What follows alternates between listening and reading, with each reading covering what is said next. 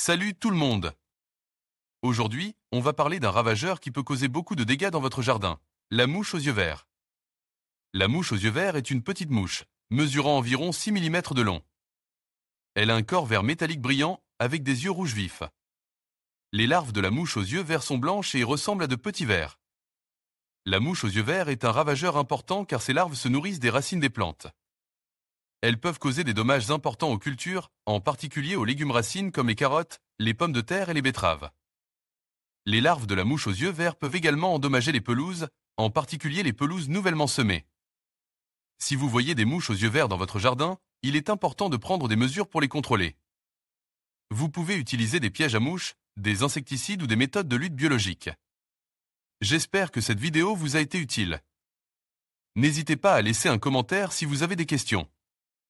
La mouche aux yeux verts, aussi connue sous le nom de Spodoptera exiga, est un ravageur qui peut causer des dommages importants aux cultures. La mouche aux yeux verts est originaire d'Afrique du Nord et d'Asie, mais elle s'est maintenant répandue dans le monde entier.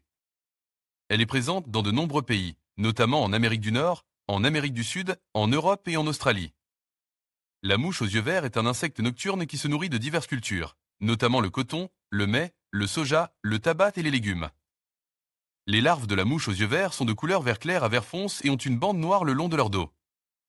Elles peuvent atteindre une longueur de 250 mm.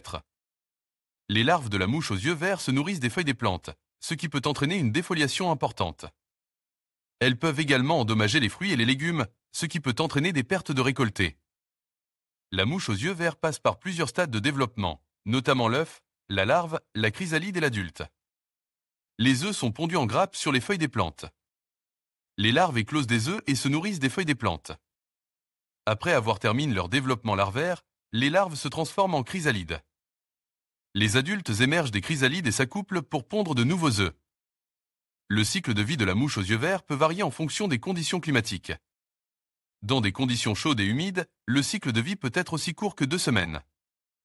La mouche aux yeux verts peut être contrôlée par une variété de méthodes, notamment l'utilisation de pesticides, la lutte biologique et les pratiques culturales. Les pesticides peuvent être utilisés pour tuer les larves de la mouche aux yeux verts. Cependant, l'utilisation de pesticides peut avoir des effets négatifs sur l'environnement et la santé humaine. La lutte biologique implique l'utilisation d'organismes naturels pour contrôler les populations de ravageurs. Par exemple, les parasites et les prédateurs naturels de la mouche aux yeux verts peuvent être utilisés pour réduire leur population. Les pratiques culturales peuvent également aider à contrôler les populations de la mouche aux yeux verts. Par exemple, la rotation des cultures peut aider à réduire la population de la mouche aux yeux verts en empêchant les larves de trouver des plantes hôtes. La surveillance des populations de la mouche aux yeux verts est essentielle pour un contrôle efficace.